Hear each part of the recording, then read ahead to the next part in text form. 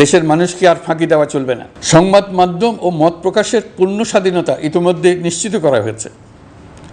আমরা সবাইকে বলে দিয়েছি, আপনারা মন খুলে আমাদের সমালোচনা করুন, আমরা সবার মতামতের প্রতি শ্রদ্ধাশীল। আমার অনুরোধে সংযুক্ত আরব আমিরাতের 57 জন বাংলাদেশি যারা ফ্যাসিবাদ বিরোধী বিক্ষোভে অংশগ্রহণ করা বিভিন্ন মেয়াদে কারাদণ্ডে দণ্ডিত হয়েছিলেন, তাদের সাধারণ ক্ষমা ঘোষণা করেছেন সে দেশের সরকার। আমাদের দেশ যেন একটি গণতান্ত্রিক দেশ হিসেবে বিশ্বের কাছে সম্মানের সাথে পরিচিত হয়।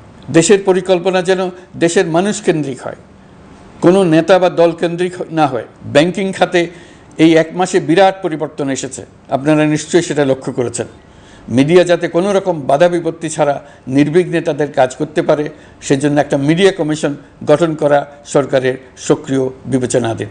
আরও যেসব কমিশন সরকার সহ অন্য সবাইকে জবাবদিহিতার আওতায় আনতে পারে, আমরা তাদের পুনর্গঠন ও সংস্কারের উদ্যোগ নিয়েছি, যাতে তারা আরও শক্তিশালী হয়, জনকল্যাণে কাজ করে।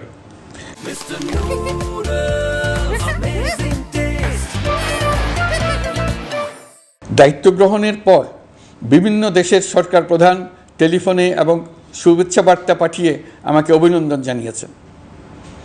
বিভিন্ন দেশের রাষ্ট্রদূত এবং হাই কমিশনার বৃন্দ আমার সাথে সাক্ষাৎ করে দ্বিপাক্ষিক সহযোগিতা বৃদ্ধির আশ্বাস দিয়েছেন। আমার অনুরোধে সংযুক্ত আরব আমিরাতের 57 জন বাংলাদেশি যারা ফ্যাসিবাদ বিরোধী বিক্ষোভে অংশগ্রহণ করা বিভিন্ন মেয়াদে কারাদণ্ডে দণ্ডিত হয়েছিলেন, তাদের সাধারণ ক্ষমা ঘোষণা করেছেন সে দেশের সরকার। ইতিমধ্যে তাদের কয়েকজন দেশে ফিরে এসেছেন। এই ক্ষমা প্রদর্শন ছিল অতি বিরল একটি ঘটনা। এই জন্য আমি সংযুক্ত আরব আমিরাতের রাষ্ট্রপতি শেখ মোহাম্মদ বিন জায়েদ আল নাহিয়ানকে ধন্যবাদ ও কৃতজ্ঞতা জানিয়েছি আপনাদের সবার পক্ষ থেকে। যে সমস্ত সরকার প্রধানের সঙ্গে আমার টেলিফোনে যোগাযোগ হয়েছে, তাদের মধ্যে রয়েছেন ভারতের প্রধানমন্ত্রী নরেন্দ্র মোদী, পাকিস্তানের প্রধানমন্ত্রী শাহবাজ শরীফ। আমরা ভারত এবং অন্যান্য প্রতিবেশী রাষ্ট্রসমূহের সঙ্গে সুসম্পর্ক চাই, তবে সেই সম্পর্ক হতে হবে ন্যায্যতা এবং সমতার ভিত্তিতে। ভারতের সাথে আমরা ইতিমধ্যে বন্যা মোকাবেলায় উচ্চ পর্যায়ে দ্বিপাক্ষিক সহযোগিতার আলোচনা শুরু করেছি। দক্ষিণ এশিয়ায় আঞ্চলিক সহযোগিতা বৃদ্ধির লক্ষ্যে আমি সার্ক রাষ্ট্রগোষ্ঠী পুনর্জীবিত করার উদ্যোগ নিয়েছি।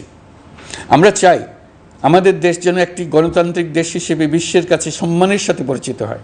দেশের পরিকল্পনা যেন দেশের মানুষ কেন্দ্রিক হয়, কোনো নেতা বা দল কেন্দ্রিক না হয়। আমরা স্বৈরাচারী হাসিনা সরকারের অহেতুক কোটি কোটি টাকা ব্যয়ের প্রকল্প বাস্তবায়িত হতে দেখেছি, যেগুলো কখনোই দেশের মানুষের জন্য ছিল না, বরং এর সাথে জড়িত ছিল কুৎসিত আমিত্ব এবং বিশাল আকারের চুরি। চলমান এবং প্রস্তাবিত সকল উন্নয়ন প্রকল্পগুলোর যাচাই বাছাই করার কাজ ইতিমধ্যে আমরা শুরু করেছি।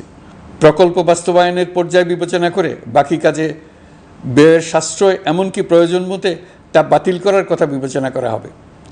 দেশের মানুষকে আর ফাঁকি দেওয়া চলবে না। কর্মসংস্থান তৈরি করবে এমন প্রকল্পগুলোকে আমরা অগ্রাধিকার দেব। লুটপাট ও পাচার হয়ে যাওয়া অর্থ ফিরিয়ে আনার উদ্যোগ আমরা নিয়েছি। আর্থিক খাতে শৃঙ্খলা ফিরিয়ে আনতে একটা ব্যাংকিং কমিশনও গঠন করার উদ্যোগ নেওয়া হয়েছে। বিভিন্ন ব্যাংকের পরিচালনা পরিষদ পুনর্গঠন করা হয়েছে। ব্যাংকিং খাতে এই 1 মাসে বিরাট পরিবর্তন এসেছে, আপনারা নিশ্চয়ই সেটা লক্ষ্য করেছেন। আমরা এই খাতে নিয়মনীতি প্রতিষ্ঠা করতে পেরেছি। আরও অনেক কাজ বাকি রয়ে গেছে। প্রথম মাসের কাজ হিসেবে শুধু প্রধান কাজগুলো করেছি, তার সঙ্গে রয়েছে আরও অনেক পরবর্তী কাজ।